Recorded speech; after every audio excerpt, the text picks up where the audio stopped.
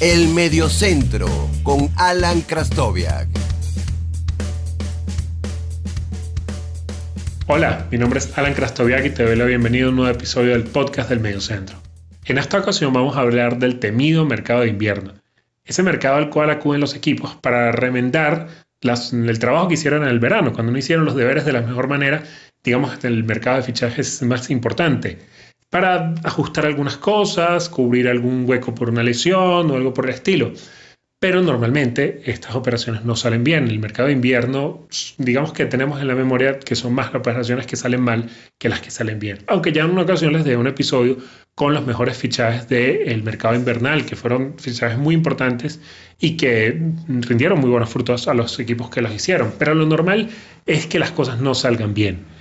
En este episodio no voy a hablar de los peores fichajes de invierno, sino de los fichajes de alguna forma más decepcionantes. Porque estos jugadores llegaron quizás con muchas expectativas, o quizás los que no llegaban con tanta expectativa eran jugadores muy buenos, futbolistas muy talentosos, que aún podían aportar algo y pues tampoco rindieron de la forma que se esperaba. Sin más preámbulo, vamos allá, vamos a hablar del temido mercado de invierno en el Mediocentro. Escuchas El Mediocentro con Alan Krastoviak. El primer futbolista del cual les voy a hablar probablemente no le suena a la gente más joven y probablemente el club tampoco. Se trata de Stan "The Man" Collymore y su fichaje por el Real Oviedo. Collymore fue un futbolista, un delantero que ganó relevancia a mediados de los 90 en Inglaterra tras su paso por Nottingham Forest y por el Liverpool. El Liverpool desembolsó mucho dinero por él y fue un fichaje muy importante para el club de Anfield Road. El Oviedo, un equipo que en aquel momento luchaba por, en algunas temporadas, meterse en competiciones europeas cuando las cosas venían bien, ficha a Collymore con la esperanza de fichar un futbolista que ya estaba en sus 30 años. En aquel entonces, en los 90, ya a los 30 años era una edad medianamente respetable para un futbolista, pero que con su talento y con el background que tenía, no esperaban que diera muy buenos resultados. Collymore jugó entre el 93 y el 95 en el Forest. En 65 partidos marcó 41 goles, una cifra bastante buena. Ficha por el Liverpool, está entre el 95 y el 97 con el Liverpool. En 64 partidos marca 28 goles y pierde la titularidad nada más y nada menos que con Michael Owen. Después del 97 al 2000 se marcha a Aston Villa, donde le va bastante mal, y resurge justo previo a su llegada al Oviedo en un corto paso por el Leicester. Llega al Oviedo en el mercado invernal de 2000-2001, pero fue un completo desastre. Solamente juega 3 partidos. De hecho, entre los 3 partidos lo que juega son 79 minutos apenas. No jugó ningún partido completo. Y ya en marzo se había marchado del Real Oviedo, del club asturiano. La experiencia de Collymore en el Oviedo fue tan negativa que tras su paso por el Carlos Tartiere se retira. Y también para el Oviedo marca el comienzo de una etapa muy negra que de hecho lo ve bajar de la primera división inmediatamente después de esto y no lo ha visto regresar. Un club muy importante con muchísima historia. Collymore tenía algún historial de problemas fuera de la cancha, de situaciones extradeportivas complicadas, pero definitivamente la expectativa que tenía el Real Oviedo en el jugador era mucho más alta que apenas 79 minutos en 3 partidos. Fue un completo desastre el fichaje de Collymore por el Real Oviedo. El segundo jugador del cual les voy a hablar es un delantero, pero que seguramente este nombre sí les sonará bastante. Se trata de Martín Palermo, que llegó en el mercado invernal también de la 2000-2001 al Villarreal.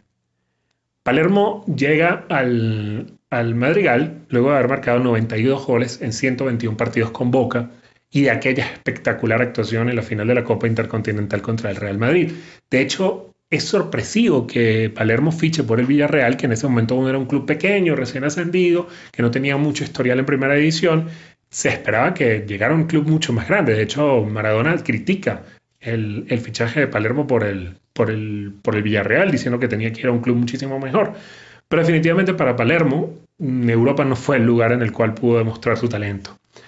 En 81 partidos con el Villarreal, anota 21 goles en 2 temporadas, Le costó el arranque de la segunda temporada con el Villarreal. Estuvo media temporada del mercado invernal hacia mayo, y luego la siguiente temporada, la primera que empezaría completa, le costó muchísimo, no lograba encontrar el arco y tuvo tan mala suerte que anota un gol en Copa del Rey. Recuerdo claramente ese partido porque lo estaba viendo. Y cuando va a celebrar a la tribuna, después de una sequía larga, cuando va a celebrar a la tribuna con los aficionados del Villarreal, los aficionados se abalanzan contra el muro, que era un muro de ladrillos, y el muro cede y le cae encima a Palermo, le rompe tibia y peroné. Luego de eso, la historia de Palermo con el Villarreal no tendría mucho más camino. Se marcha al Betis, en 12 partidos hace 3 goles, luego al Alavés, en 14 partidos hace 3 goles, y definitivamente en 2004 regresa a su lugar en el mundo a Boca Juniors. No, el paso de Palermo, del cual se tenían grandísimas expectativas. De hecho, se hablaba de que el paso por el Villarreal era un paso previo a ir al Valencia, que en ese momento sabemos que el Valencia era un equipo muy importante en Europa, que había ganado, que estaba ganando títulos, que peleaba por la liga, y definitivamente ni siquiera logró tener éxito en el Villarreal, un equipo que en aquel momento aún era muy pequeño, tenía muy pocas expectativas, y que apenas unos años después, de la mano de Riquelme, llega a semifinales de Champions League. Y el tercer nombre, antes de hacer la pausa para ver los siguientes 3, es otro delantero argentino, es Maxi López. En el caso del Barcelona había muchas opciones para elegir: Winston Bogarde, Coutinho, Amunique, pero me quedé con Maxi López por los que les comentaba al principio: la expectativa o el talento, en este caso la expectativa, contra lo que ocurrió en realidad. El caso de Maxi López llega en el mercado invernal de la temporada 04-05, venía de marcar 16 goles en 70 partidos con River Plate, venía como un futbolista importante de las divisiones menores de River. En temporada y media con el Barcelona apenas marcó 2 goles en 19 partidos, hay un gol muy recordado al Chelsea, y luego se marcha al Mallorca, de ahí va al FC Moscú, al Gremio, Catania, Milán, Sampdoria, Chievo Verona, Torino, Udinese, Vasco da Gama, Crotone, un trotamundos realmente. Recordamos más a Maxi López por el affair Guandanara, Mauricardi, que por sus aptitudes dentro de la cancha. Era un futbolista que había llegado al Barcelona con aquella situación de ser un 9 suplente, un 9 para que se desarrollara con el tiempo, pero definitivamente demostró en muy poco tiempo que no tenía el nivel para un equipo que estaba empezando a olvidar malos años, y que justo gana la Champions, que a Maxi le toca una medalla porque aún estaba en el equipo. Bueno, en la siguiente parte vamos a revisar 3 casos más, incluyendo creo que los 2 más importantes, digamos los 2 fracasos más rotundos de fichajes de mercado invernal, que no cumplen con esa lógica de reparar un parche, sino que eran fichajes que normalmente se hubiesen hecho en verano. Escuchas El Mediocentro con Alan Krastoviak. El cuarto jugador del cual vamos a hablar, si ya hablamos del Barcelona, había que hablar del Madrid. Si revisan en internet las listas de malos fichajes o fichajes fracasados de invierno, les van a poner de primero a Laurent Faubert y a Thomas Gravesen. No quise elegir a ninguno de los dos porque es que cuando Faubert fue fichado por el Madrid, llegando del West Ham en un mercado invernal, todos sabíamos que eso iba a ser un desastre. Faubert no tenía nivel para el Madrid, ni para el peor Madrid de la historia hubiese tenido nivel Faubert, del cual lo que se recuerda es haberse quedado dormido en un partido en el banquillo de suplentes. Y Gravesen, creo que, a pesar de no ser un futbolista que hizo mayor cosa en el Madrid, fue un futbolista que cumplió de acuerdo a su nivel. Entonces, ahí creo que no había mayor decepción. Donde sí hubo una decepción grande fue con Antonio Cassano, que llegó en el mercado invernal de 2005-2006. Un talento del tamaño de Cassano, llegaba al Santiago Bernabéu, luego de horas bajas, se había peleado con todo el mundo en la Roma, incluyendo con el amo y señor de la Roma, Francesco Totti, con el cual había tenido una relación excelente, y llegaba de alguna forma a relanzar su carrera. En 118 partidos había anotado 39 goles en la Roma. Se quedaría esa temporada y en la siguiente llegó Fabio Capello al Madrid, y se esperaba que, si bien al principio no le había ido muy bien en el Madrid, con Capello pues la cosa mejorara. Pero fue todo lo contrario. se filtró que había estado criticando a Capello en una conversación con su compañero Diarra. Capello lo aparta del equipo y Cassano solamente juega 19 partidos con el Madrid y ha anotado 2 goles. Uno de ellos recordado al Atlético de Madrid, pero ese es todo el paso de Cassano por el Real Madrid. Se le recuerda más por haber estado pasado de kilos, por sus polémicas, porque decía que se arrepentía de haber llegado al Madrid, etcétera, etcétera, etcétera. Fue el segundo futbolista italiano que jugó en el Bernabéu después de Panucci, de Cristian Panucci. Regresó a Italia, jugó con la Sampdoria, luego fue al Milan, al Inter, al Parma y luego regresó de nuevo a la Sampdoria. Hoy está retirado y está convertido en una suerte de personalidad de los medios, ¿no? Los 2 siguientes nombres están relacionados. Son 2 delanteros. Uno que no llegó a demostrar prácticamente nada de lo que se esperaba de él y otro que en algún momento creo que fue uno de los mejores delanteros del mundo, uno de los mejores 9 del mundo. El primero es Andy Carroll. Digamos que este sería como el top 2 del conteo. Carroll llegó al Liverpool en el último día del mercado invernal de la temporada 2010-2011. Llegó junto a Luis Suárez. Carroll era la enésima esperanza inglesa. Llegó desde Newcastle. Fue clave en el ascenso del Newcastle en la temporada 2009-2010 y tras media temporada en la Premier marcó 11 goles en 19 partidos, que fue lo que lo catapultó a fichar por el Liverpool desde Newcastle. En Anfield jugó 44 partidos y solo marcó 6 goles. De hecho, su inicio con el Liverpool fue, digamos, negativo de entrada porque una lesión no le permitió debutar sino hasta casi mes y medio después de su fichaje.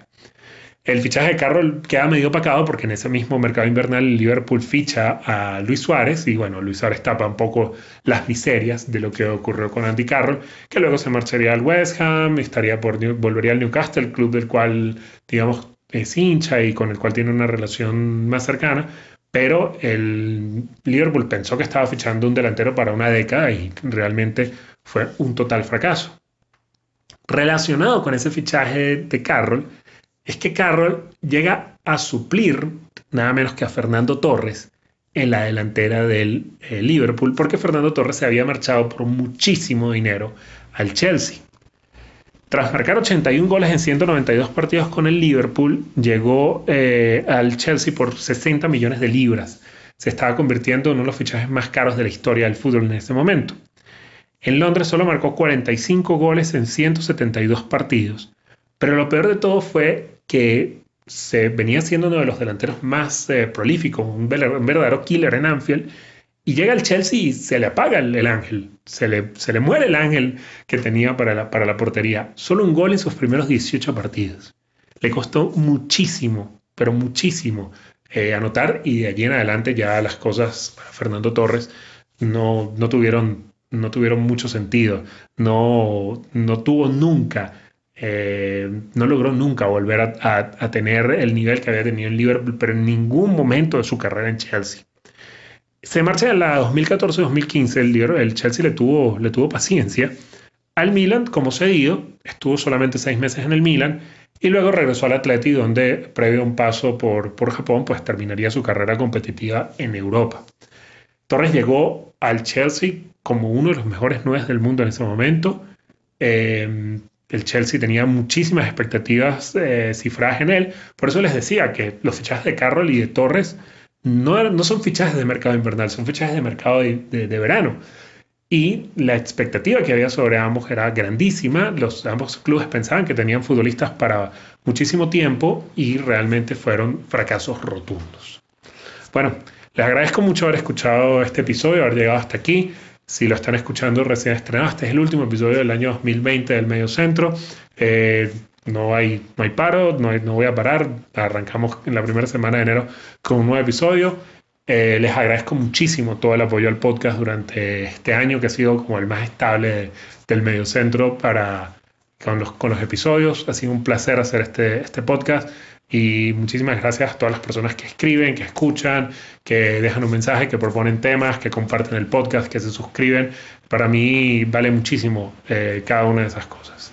Será hasta una próxima oportunidad. Recuerden que pueden encontrarme en Twitter como @Alan con @HA y pueden encontrar el Instagram de este proyecto @elmediocentro.